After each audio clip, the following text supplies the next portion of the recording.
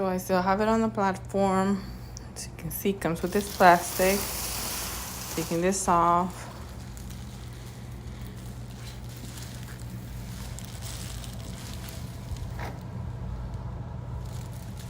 It looks with bubbles, but it's because, as you can see, it has a plastic. So let's open it.